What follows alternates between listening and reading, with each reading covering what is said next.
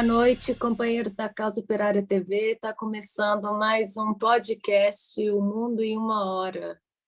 Boa noite, todo mundo que está acompanhando. Eu sou Adriana Machado, estou falando de Nova York. Estou aqui com a minha companheira Júlia Scalvense e com o companheiro Tiago Assad. E temos o prazer de apresentar mais um podcast, O Mundo em uma Hora. A gente vai continuar falando da Ucrânia, dessa vez. Vamos falar como que o identitarismo, essa política imperialista, tem sido usada no conflito da Ucrânia e da Rússia. Antes de começar, queria lembrar todo mundo para deixar um like no nosso vídeo. Quem ainda não for membro, se tornar membro da Causa Operária TV, curtir o canal Internacionalismo. Provavelmente essa semana a gente já vai estar conseguindo postar de novo no canal Internacionalismo. Ficamos no castigo do YouTube essa semana aí, fomos censurados. Então, vamos ver se essa semana a gente consegue voltar. E queria lembrar também todo mundo, quem não está ainda matriculado, fazer a matrícula na Universidade Marxista, que a gente está estudando 500 anos da história do Brasil, através de uma visão marxista, e as aulas estão excelentes. Então, quem ainda não está inscrito na universidade, vai lá se inscrever, é universidademarxista.pco.org.br. Queria lembrar também que os nossos companheiros Rafael Dantas e Eduardo Vasco estão na Rússia e precisando da ajuda de todo mundo. Quem puder, procura a vaquinha Causa Operária na Rússia e contribua com os companheiros que estão lá mandando notícias direto da Rússia. Então, podemos começar. Vamos falar um pouquinho Eu acho que a gente pode começar com a história do identitarismo na época dos protestos da Praça de Maidan, né, Bashar? Tiago Assad. Boa noite, boa noite para a gente aqui que está gravando, né? Para os companheiros que estão ouvindo ao vivo. Agora, boa tarde. O nosso programa agora passa às 6 horas da noite. A gente está gravando no domingo, mas vamos estar ao ar no dia 4 de abril, segunda-feira, às 6 horas. Ah, perfeito.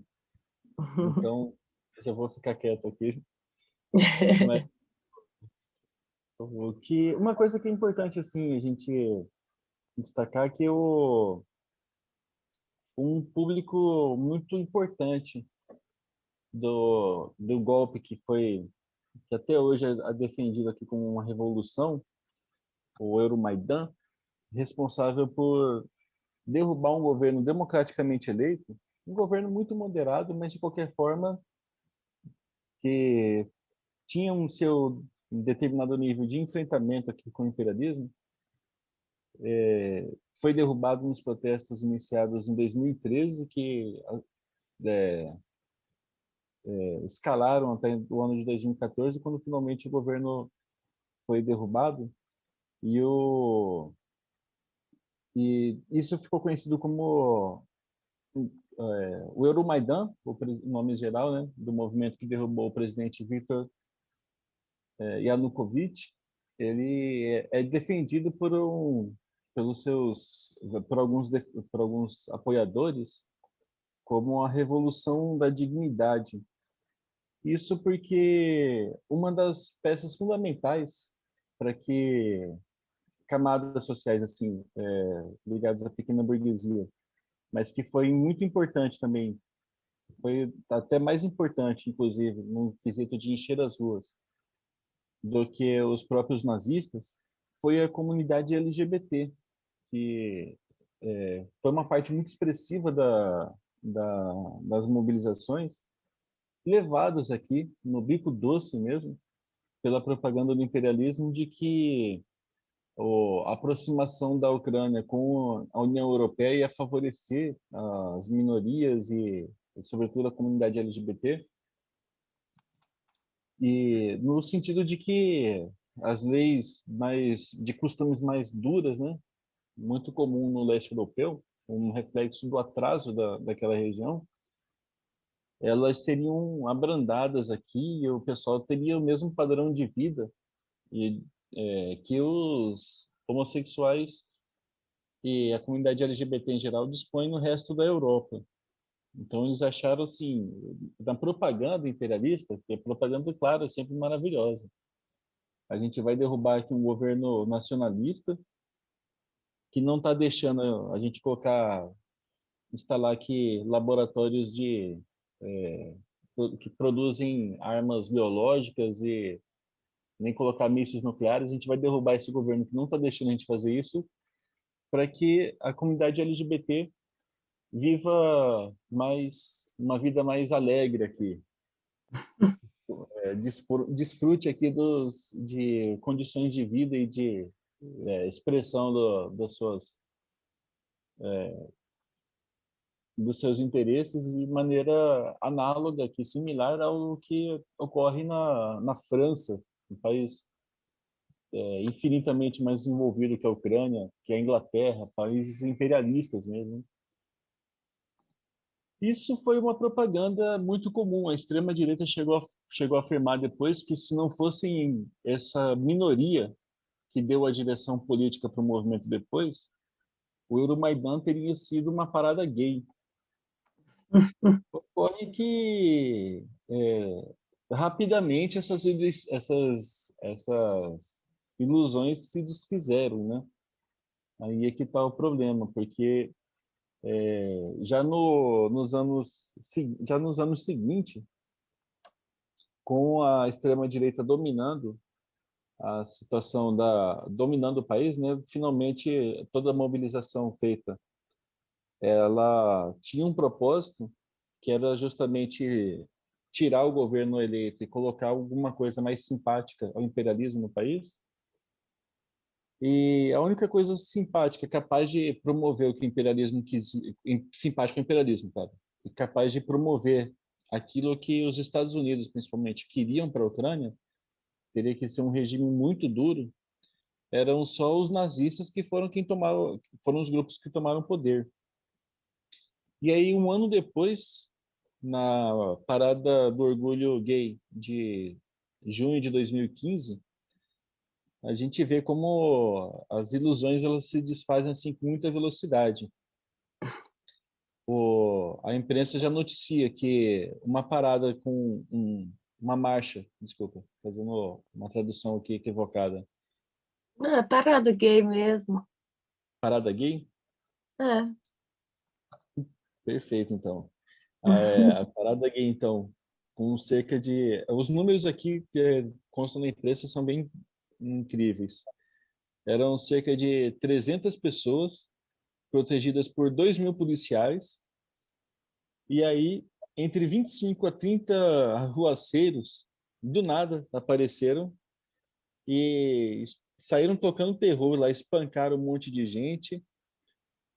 E, enfim,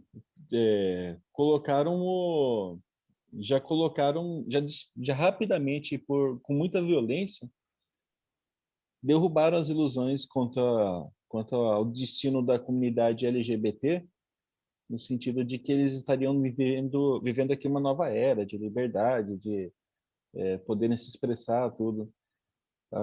Ocorreu aqui exatamente o oposto. A gente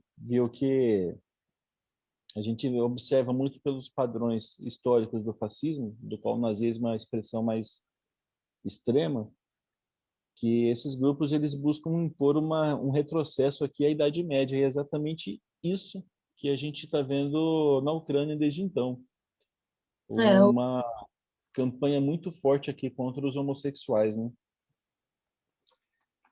Os nazistas cresceram cada vez mais, né, depois do golpe, e aí não tem mais espaço para nada diferente, né? Não é nazismo de brincadeira, não. A gente vê os vídeos, inclusive das paradas gays, né? Ano após ano, o pessoal da parada apanhou dos nazistas. Nos vídeos na internet você vê todo ano tem briga, tem bandeira queimada. E na época do Euromaidan tinha uma pressão, inclusive na imprensa, né, que ficava falando que que a Ucrânia tinha que se juntar, que eles estavam falando que a Ucrânia ia se juntar à União Europeia, mas que eles não iam ter que mudar essas leis de LGBT. Uma propaganda assim para você vê que é para mobilizar as pessoas, né, para incentivar na época a saírem e até o nome, né, chamada a manifestação da dignidade, colocaram um nome, fizeram uma propaganda muito grande, né, de que tem até um vídeo no canal Internacionalismo que é o Zelensky, antes dele ser presidente, deve ser nessa época, assim, falando, uma das piadas que ele faz é que ele tinha casado com outro homem, porque isso é normal para nós europeus. Então, essa ideia de que a aceitação LGBT é uma coisa que faz eles estarem mais perto da Europa. Mas no final e muitas das notícias falam que é a Rússia que exporta a homofobia para a Ucrânia. Eu estou vendo aqui como que a Rússia exporta homofobia até a Ucrânia. É um artigo na internet. E é um absurdo, né? Porque, na verdade, tanto a Rússia quanto a Ucrânia são sociedades que estão atrasadas, que não têm essa ideia de que o homossexualismo é uma coisa normal. Não adianta o imperialismo querer colocar isso goela abaixo das pessoas, né? É uma questão da sociedade. O Putin, inclusive, passou uma lei em 2003, que é uma lei que proíbe mostrar material com homossexualismo para crianças. E foi muito criticado por isso. E ele fala: o nosso país é assim e gostaria que ninguém desse opinião. Eu acho que ninguém pode obrigar a sociedade a desenvolver como as outras, né? O imperialismo usa essa questão do identitarismo para colocar pressão, né? É que no fim das contas a propaganda e a crítica só serve quando é para um país que você não concorda, né? Um país que está contra o imperialismo. Porque não interessa o quanto a Ucrânia seja nazista, por exemplo, o quanto ela ataque as minorias, seja os homossexuais, seja as mulheres, seja qualquer outra minoria que vocês pensem, isso não interessa, porque acontece alguma coisa na Rússia e toda a propaganda, independente de vocês concordarem ou não, toda a propaganda imperialista vai sobre uma lei lá na Rússia que foi no começo do século e não sei o quê, mas todo o histórico da Ucrânia, os grupos nazistas que tacam fogo nas pessoas, isso tudo é completamente apagado, porque no fim das contas é uma propaganda que de fato só serve para criticar quem se opõe ao imperialismo mesmo. A gente tem que lembrar que a Ucrânia está sob controle do imperialismo, com essas ONGs e fundações há muito tempo, né? A FEMEN, por exemplo, é um grupo, aquele grupo feminista surgiu na Ucrânia, né? Que mistura um tanto de coisa, as mulheres peladas fazendo aqueles protestos, Balbúrdia. balbúrdia. A Sarah Winter talvez diria isso hoje. Na época ela achava o máximo, né? Mas projetou ela. Deu certo para ela, né? Pois é, você vê que o identitarismo, igual ao nazismo, levou até brasileiros na Ucrânia, né? O identitarismo e o nazismo foram lá parar os brasileiros. A Ucrânia virou um centro, né, de experimento imperialista de todos os tipos, desde nazismo até identitarismo, passando por laboratórios de armas biológicas, temos todos os experimentos aí. Tudo que é desgraça, virou laboratório da desgraça, né, Ucrânia. Mas a Júlia colocou uma coisa aqui que eu acho interessante, porque assim, aí você vê como que funciona a maneira completamente alucinada desse pessoal para fazer as análises, porque aí o Putin, o homofóbico, machista, racista, misógino, cis homem branco, heteronormativo, que deve ter um membro viril enorme, né? Valeu por essa, Solana, nunca vou esquecer. Mas e aí você vê, o pessoal também critica essas coisas, por exemplo, usa isso também para atacar a revolução nacionalista que aconteceu no Afeganistão, que é justamente onde ficou evidente para todo mundo que os Estados Unidos e o imperialismo em geral, as potências imperialistas, já não têm mais condições políticas, inclusive no campo militar, de sustentar, aliás, seu poder, inclusive no campo militar. E isso daí foi muito atacado, né? Porque dizia-se que era um regime que era atrasado, que é mesmo, de verdade, atrasado, baseado é, é, nos costumes mais primitivos, assim, impulsionados, né?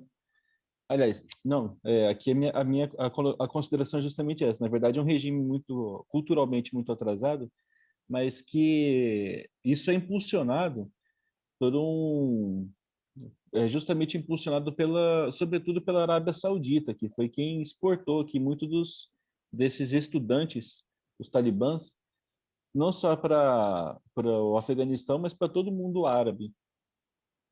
E aí esse ataque todo, essa campanha toda que é feita, ela não é feita, por exemplo, contra a família real saudita, né? Eu queria ver esse pessoal que, sobretudo o imperialismo, falar, por exemplo, de como que é a situação dos LGBTs lá na Arábia Saudita. Qualquer coisinha que você faz, você cutucou o nariz errado, o pessoal arranca a sua mão, que ali é barbaridade mesmo no nível bem extremo. Mas isso daí você não vê propaganda a respeito, você só vê o pessoal atacar quem o imperialismo quer atacar, que é quando o Afeganistão passou a ser o inimigo, o povo afegão, aí você via também ataques contra a China, e aí no último período com a mesma situação acontecendo na Rússia. O pessoal atacando muito o regime, o governo russo, não tanto pelos homossexuais e pela comunidade LGBT em geral, né? Isso fica muito claro quando a gente vê justamente a Ucrânia. A Ucrânia é um laboratório assim de tudo mesmo, inclusive da falência da demagogia e da hipocrisia, né? Porque aí você vê também como é falsa essa propaganda. Na sequência do golpe do Euromaidan, o pessoal já vinha tratando a comunidade LGBT, e a gente falou no último podcast também dos ciganos, com uma brutalidade desmedida, só que isso, exceto assim nas ocasiões mais de onde até para os padrões do imperialismo, os nazistas lá da Ucrânia passaram muito dos limites, a coisa ficou muito escandalosa, eles noticiaram, mas maneira muito suave, né? Nem se compara com a cobertura que se faz a respeito dessas questões na Rússia.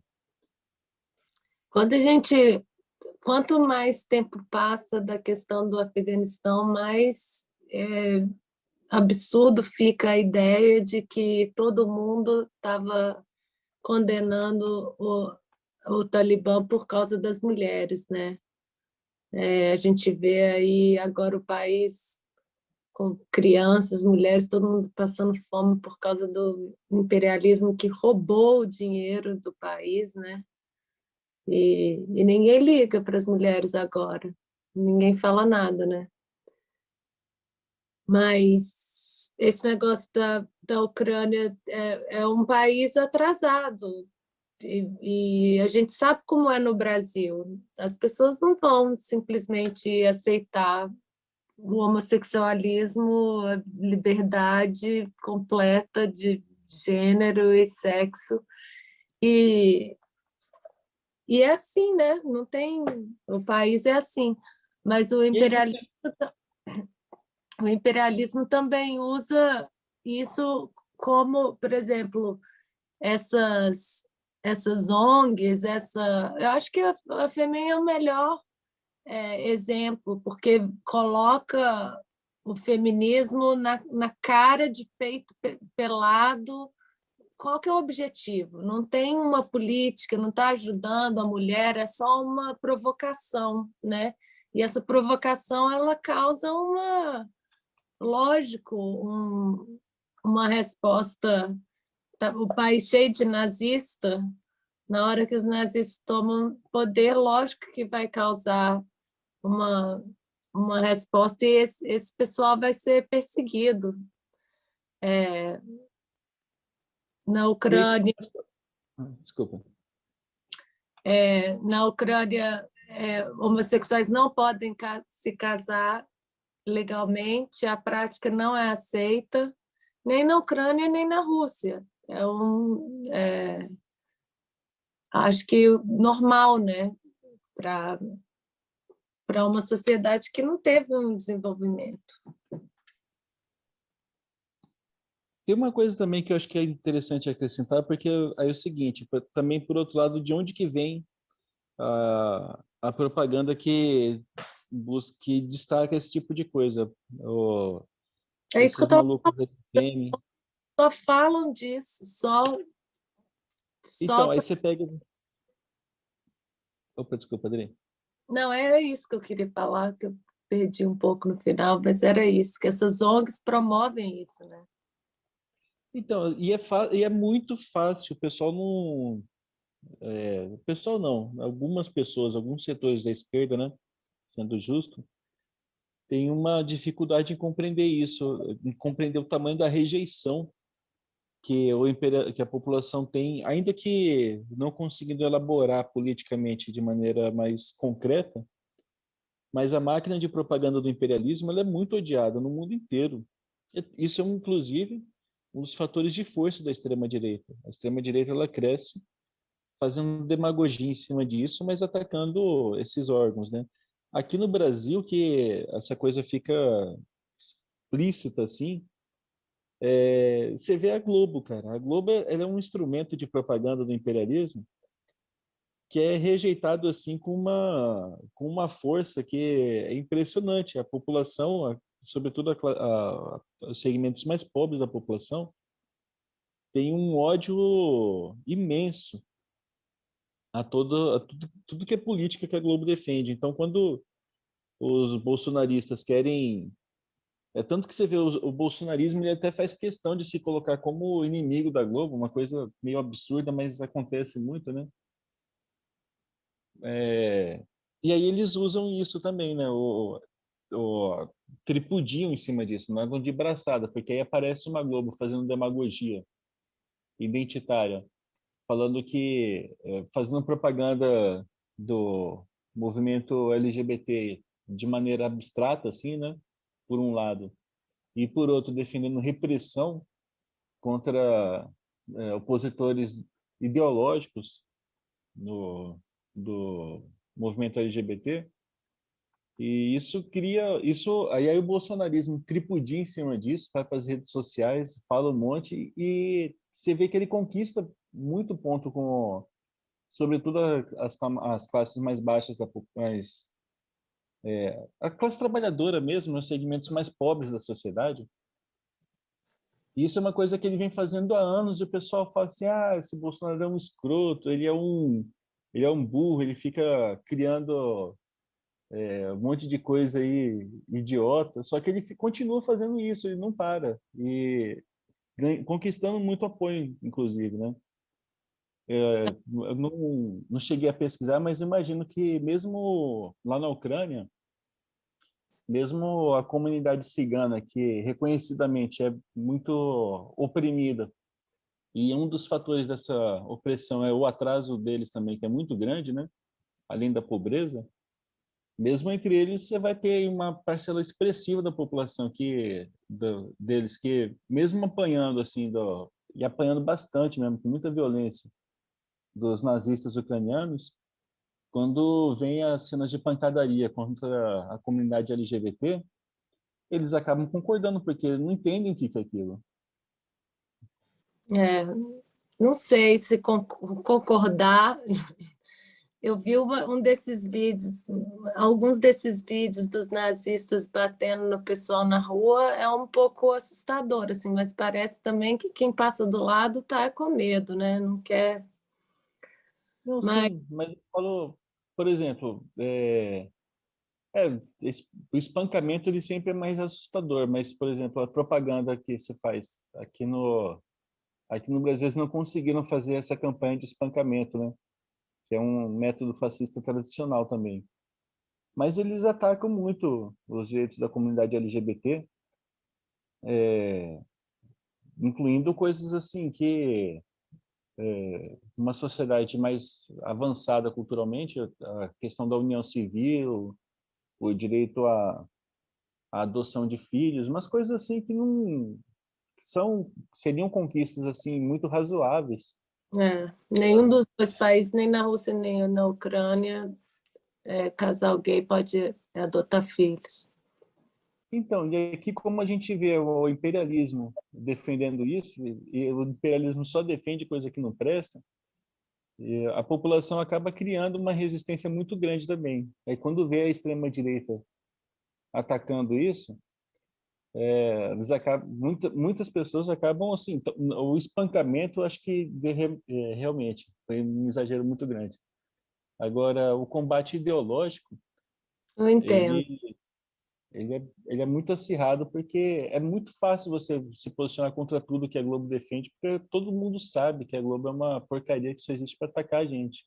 E o mesmo vale pro Dash Velho, pro É o País, todos esses órgãos aí a BBC, esses órgãos aí de falsificação da realidade que o imperialismo usa na Europa, né? A propaganda é muita, né? A gente vê com agora o Eduardo Leite sendo pensando em ser o candidato aí da terceira via, a gente já imagina, né, o tanto que eles não iam usar o identitarismo com esse candidato, só dele ser uma das opções aí mostra que é uma arma do imperialismo que ganha muita gente, né? Se vocês forem voltar numa propaganda um pouco mais antiga, já não tô nem falando do identitarismo à la comunidade LGBT, que nem foi no Eduardo Leite, mas só pegar o exemplo do próprio Dória. Quando começou a pandemia, não era o João vacinador do povo e não sei o quê, que vacinava todo mundo e toda aquela propaganda em cima, que acaba também sendo uma forma de identitarismo. E isso que eles fizeram, o que fizeram com isso foi criar uma rejeição muito grande ao Dória, né? Isso Sim. que é interessante. Pessoal, eu vi uma piada que falava o seguinte: metade do Brasil odeia o Lula, metade do Brasil odeia o Bolsonaro. Era um meme isso, né? Mas existe alguém que unifica o brasileiro, o Dória. Todo mundo odeia o Dória. Mas o que eu Sim, ia Desculpa, Adri. O que eu ia falar era essa questão do Eduardo Leite. Eu estava lembrando uma entrevista que colocaram o Lula do lado de um travesti, era um travesti e uma pessoa religiosa, evangélica. Era tipo colocando na situação impossível, né? E o Lula lá todo conciliador, e tinha uma propaganda assim dos grupos de LGBT de odiar o Lula e não apoiar o Lula porque ele não apoiou abertamente os travestis LGBTs e denunciou abertamente os evangélicos e a religião. Então, é realmente um assunto que as pessoas ficam muito... que levanta os ânimos, né? Mas eu acho que é interessante a gente ver a postura do Putin, que agora fez essa ação na Ucrânia, que é espetacular, né? Que ninguém esperava, que muito bem organizada, e, além disso, antes ele já mostrava essa firmeza quando, acho que foi 2012, ele expulsou a USAID da Rússia. A USAID estava...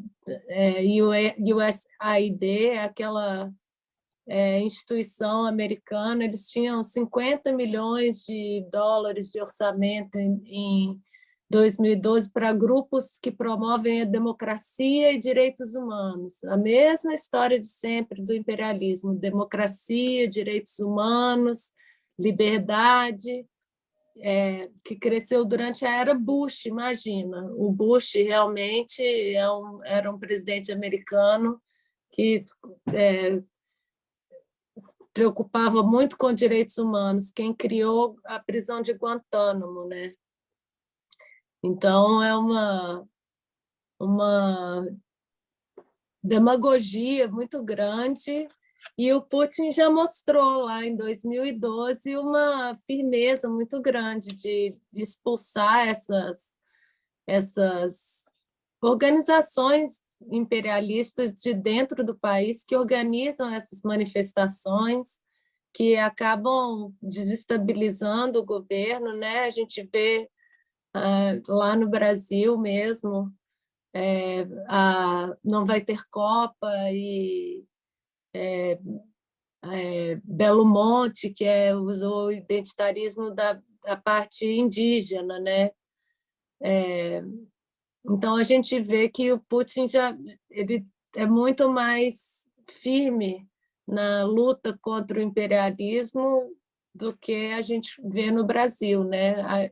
Aliás, quando a gente lembra daquela história de que o Putin tentou avisar a Dilma, sei lá o que era aquela história, eu lembro um pouco disso, assim, o que será que o Putin tentou alertar, né?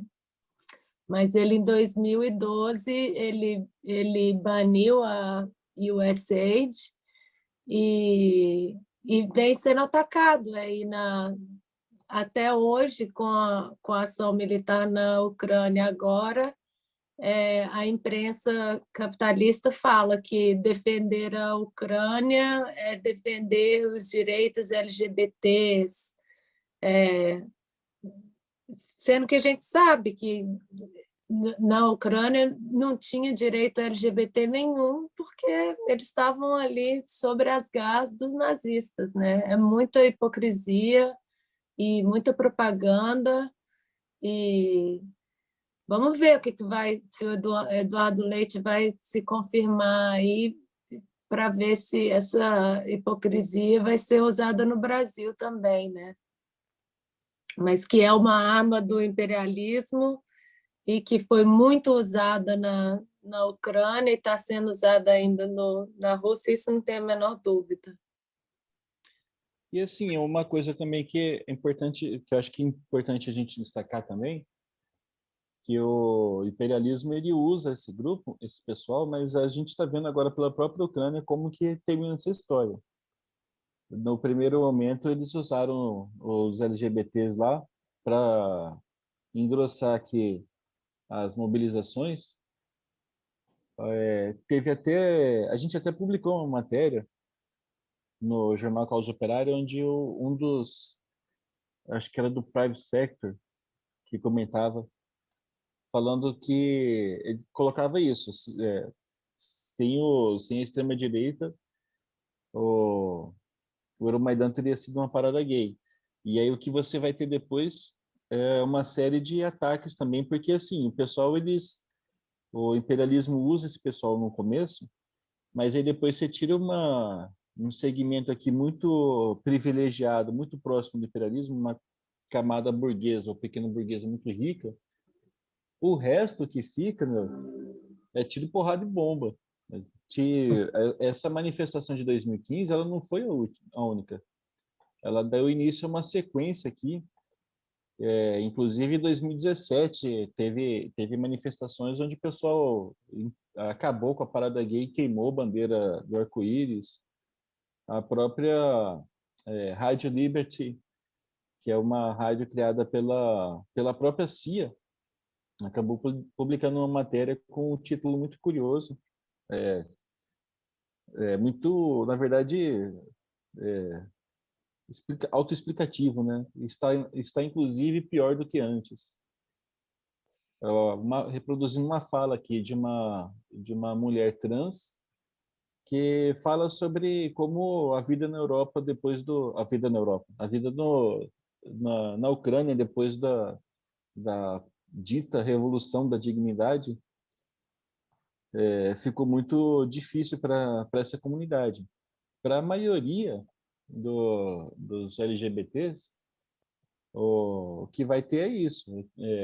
É um regime, outro segmento que vai ser usado aqui para espalhar também o terror, né? O pessoal faz questão de atacar eles com a máxima brutalidade e divulgar isso, inclusive, que eles estão sob ataque mesmo, para eles ficarem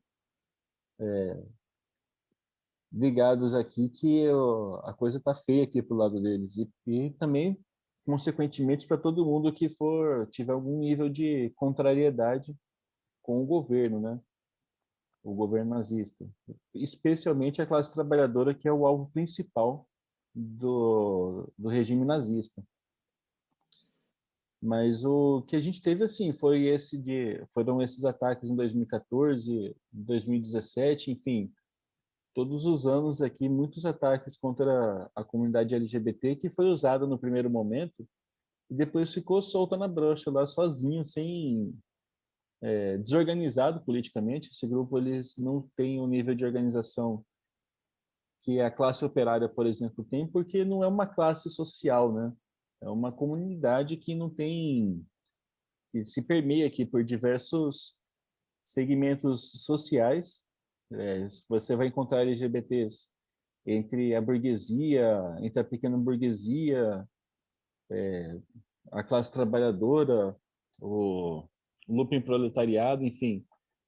Por todos eles você vai ter, mas não vai ter uma classe LGBT, você não tem os interesses. Então, dificilmente você consegue ter um desenvolvimento político tão elevado quanto que, por exemplo, a gente verifica entre a classe trabalhadora e a burguesia também, né? São classes sociais que têm interesses muito bem definidos. Pode terminar, Bashar. Não, só concluir que em função disso eles acabam servindo aqui de bucha de canhão. Eles foram usados pelo imperialismo por uma ilusão de liberdade e muito rapidamente o que eles tiveram foi a realidade na forma de um grande campo de concentração. Você pode falar, Dani? Não, eu ia falar isso, que enquanto o imperialismo faz uma propaganda imensa de que o Putin persegue homossexuais, que ele é machista, tem até uma reportagem daquele professor que se diz marxista, o Zizek, falando que o Putin está estuprando a Ucrânia. Veio de uma fala do Putin que ele falou quando o Zelensky falou que não gostava dos acordos de Minsk. O Putin falou: você tem que gostar, querido. Aí que ele falou querido, aí a imprensa caiu em cima falando que o Putin era machista. E aí acabou o Zizek escrevendo uma matéria que o Putin está estuprando a Ucrânia e que todo estuprador tem que ser castrado. Todo Caramba. estuprador fala querido. É engraçado, né? Porque ao mesmo tempo. Isso aí como a gente está dizendo, o podcast inteiro e todos os outros podcasts é pura peça de propaganda. Porque meio que só o imperialismo, obviamente, não acredita nisso, ele propagandeia isso para fazer elementos como, por exemplo, o pessoal da esquerda pequeno burguesa acreditar.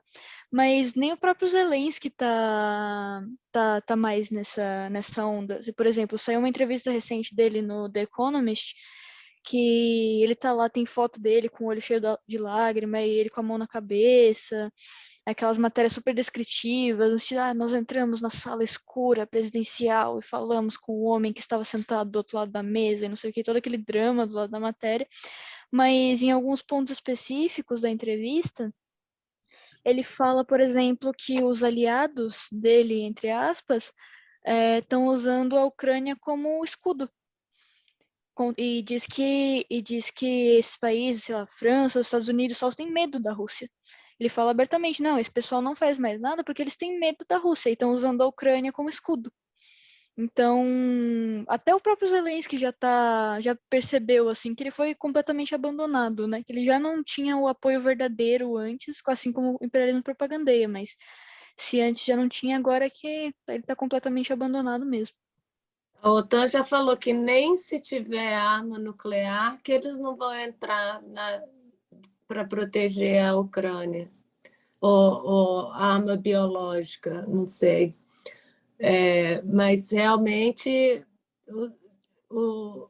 não só os Estados Unidos, mas todos os países imperialistas mandaram as armas para a Ucrânia e falaram: se vira, aí estão as armas, e destruíram, né? Mais um país destruído pelo imperialismo. Mas o mais engraçado é que tem essa propaganda toda contra o Putin, que é homofóbico, estuprador da Ucrânia, machiste, e a aprovação do Putin é de 83%, né? E a notícia é que ele vai aumentar o salário mínimo, está estatizando as empresas que estão abandonando a Rússia, está criando o banco da Gazprom Bank, para receber o dinheiro que vem da Europa da venda de gás, fazendo um banco. É como se a Petrobras tivesse um banco, imagina. A Petrobras recebe num banco direto no Brasil o dinheiro transformado em real e o país recebendo como se estivesse recebendo em ouro, né? Porque agora ainda juntou o dinheiro ao valor do ouro. Então, dá para ver que são medidas que têm o apoio do povo, que importam para um povo, seja você LGBT ou não, que a sua vida vai estar melhorando, ou você vai sentir que você tem uma política que protege o seu país, né? O contrário do que a gente vê no Brasil, que é uma política de totalmente entreguismo e quebrar a Petrobras, e agora está o pessoal aí pagando mais de R$ 10 no litro da gasolina. Pequeno parênteses, Adri. Como os companheiros já sabem, né? O PCO mandou 2 correspondentes internacionais para a Rússia, o companheiro Vasco e o companheiro Rafael Dantas.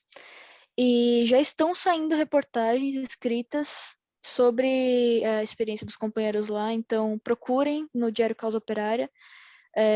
Se não me engano, já saiu, eu não sei amanhã, no caso, quando esse podcast já está no ar, né? Mas até o momento da gravação do podcast, 2 matérias já foram publicadas dos companheiros, então dê uma procurada, porque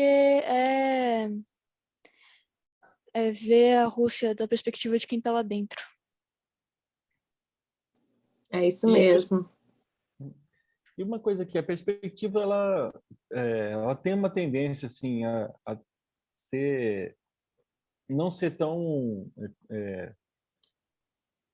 evoluído assim no sentido dos costumes quanto na Europa e nos Estados Unidos por uma questão muito óbvia. Não existe o desenvolvimento material que os países imperialistas têm. A Rússia não dispõe disso. Ela é um país atrasado, assim, não o Brasil também, aliás, é um país atrasado, não é tanto quanto a Rússia, mas é também atrasado. E você vê aqui a situação da comunidade LGBT aqui é complicada também, né? Mas Complicadinho. sim, mas isso aqui é uma coisa que a gente precisa ter muito claro. O atraso material que produz o atraso cultural, ele no fundamento, ele é uma expressão da opressão que o imperialismo promove sobre o resto da humanidade. À medida em que você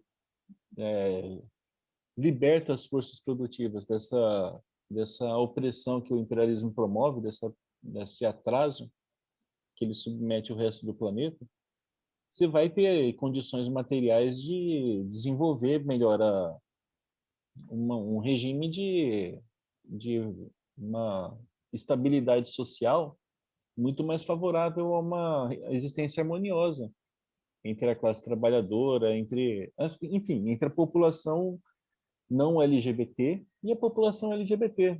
Finalmente não existe choque fundamental entre esses grupos, que nem o Jean Willis, por exemplo, uma vez colocou aqui.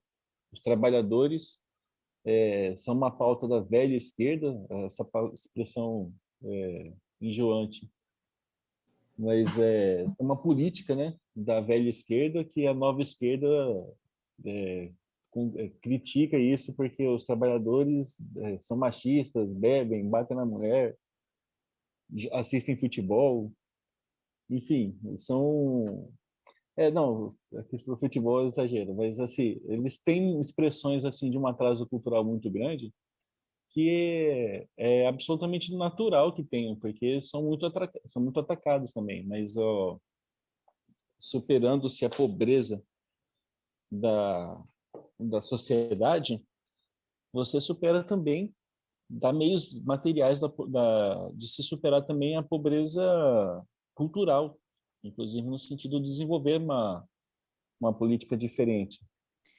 Até porque, fazendo um pequeno parênteses, desculpa te interromper, Bachar, a questão, uma das coisas que mais afasta esse pessoal mais brutalizado, que não tem muita consciência das coisas, que não está acostumado nem nada do tipo, por uma questão moral mesmo, é o próprio identitarismo, porque o identitarismo não é a única forma de você lutar, não é nenhuma forma de luta, de certa forma, né, mas vamos colocar desse jeito, não é a única forma de você lutar pelo direito das minorias, muito pelo contrário, é a pior forma, tanto que simplesmente é a menos efetiva, porque tem um efeito completamente contrário, que é de praticamente esconder todos os problemas reais da população, inclusive dessas minorias, sob uma luta que parece real e, no fim das contas, só beneficia o imperialismo. E Separa, acho né, que, os desculpa, grupos. Separa, né, as pessoas. É sectário, inclusive, né? É muito sectário e causa discórdia aí no grupo que a gente está querendo juntar, que são os trabalhadores, gays, homens, mulheres, negros, todo mundo somos trabalhadores. Só uns dados aqui, que é uma pesquisa que pergunta se a sociedade deve aceitar a homossexualidade. No Canadá, 80% fala sim, nos Estados Unidos, 60% fala sim. No Brasil, 60% fala sim.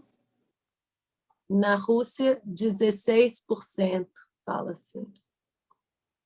Então, mas aí você quer ver isso aí melhorar, apoiando esse enfrentamento que o Putin está fazendo. Ele na cabeça dele, eu não tenho Assim, na percepção dele, o que ele está fazendo é simplesmente se livrando de uma ameaça. O que é verdade, ele está mesmo. Só que existem implicações nisso na ação da desnazificação da Ucrânia, que é o enfraquecimento, uma nova demonstração da fraqueza militar do imperialismo. Na última etapa dos conflitos sociais, isso vai chocar aqui algumas sensibilidades, mas a verdade do mundo é uma só. As coisas na selva, elas se resolvem como se resolve na selva também. Na selva capitalista, se resolve pela força, o que significa na bala, né? Não tem como você fugir disso. E quando o Putin começa a acuar o imperialismo na bala, inclusive enfrentando eles militarmente, você acentua a decadência dessa desgraça, que é essa ditadura global, cada vez mais visível a característica ditatorial do imperialismo, e permite e dá um passo adiante no desenvolvimento histórico que nós tanto almejamos para que uh, toda essa toda essa toda essa opressão seja superada e você tem um regime muito mais baseado na liberdade, nas formas mais harmoniosas de convivência social, né? Que só são possíveis com a ascensão política da classe trabalhadora. O Putin, ele é um direitista, isso não tem como a gente negar, mas o que ele está fazendo é uma coisa muito progressista. Por outro lado, um outro público que teria todas as características de ser um público bastante progressista, como a comunidade LGBT, teve uma atitude é, mobilizado, não tenho razões para acreditar que foi diferente, mas mobilizados por uma confusão política muito grande, ao endossar de maneira decisiva o Euromaidan, eles promoveram um fortalecimento dessa força que é o retrocesso social e humanitário, que é o imperialismo. Quando o Putin ataca as organizações que financiam os pequenos grupos que impulsionam isso para se dar bem, isso é uma coisa bárbara, mas no campo da luta de classes, a gente tem que destacar que o governo russo ele está certo em perseguir mesmo organizações que usam da causa LGBT para promover o que foi promovido na Ucrânia, no Euromaidan, que é promover a desestabilização política da Rússia e fortalecer a ditadura global. Nesse sentido, por mais que seja uma coisa assim desagradável, no sentido da livre expressão da comunidade LGBT, o uso demagógico que se faz disso, sendo atacado na Rússia, é uma coisa progressista. E é isso que a gente tem que ter claro quando vai analisar, por exemplo, o papel que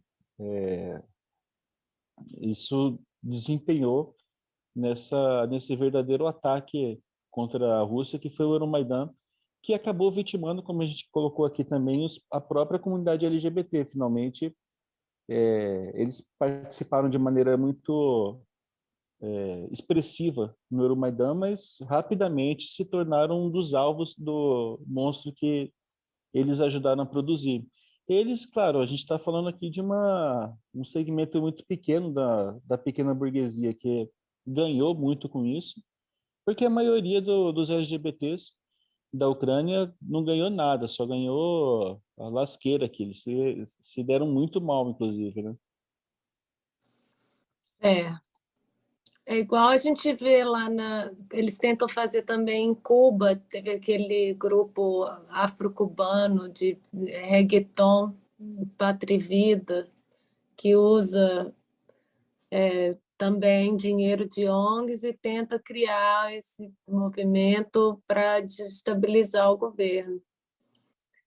E E a revolução da dignidade na Ucrânia foi isso, né? Usaram o público LGBT, fizeram uma manifestação que acabou terminando na queda do governo e rapidamente eles sentiram o poder de viver o sofrimento de viver num país tomado por nazistas, né?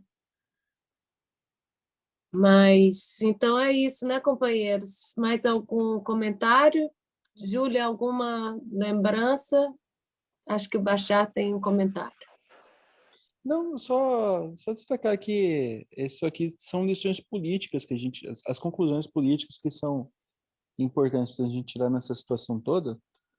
E, bom, e também da gente lembrar que essa propaganda feita por quem odeia a população, a Globo, quando os instrumentos normais, sobretudo a Globo, quando faz muita demagogia com a comunidade LGBT, ela não está querendo o bem da comunidade LGBT. E muitas vezes, como a gente está vendo na Ucrânia, pode, com muita facilidade, significar uma situação muito ruim para eles próprios. Por isso, muita atenção com movimentos do tipo para não ser usado como massa de manobra, como aconteceu na Ucrânia. Mas é isso. Exatamente. Júlia, alguma lembrança, algum recado? No princípio não, companheira. Só continuem acompanhando aí toda a cobertura da Ucrânia, agora mais que nunca. Se inscrevam no canal, ativem o sininho, se inscrevam também no canal Internacionalismo, ajudem a gente a superar o boicote aí do YouTube. E tornem-se membros. E muito obrigada, até semana que vem. É isso aí, a gente continua acompanhando a situação na Rússia e na Ucrânia, agora com os nossos companheiros lá em loco. Quem puder, contribui lá com a vaquinha, Causa Operária na Rússia. E o Mundo em uma Hora vai estar de volta na semana que vem com mais um podcast. Muito obrigada a todo mundo e até semana que vem.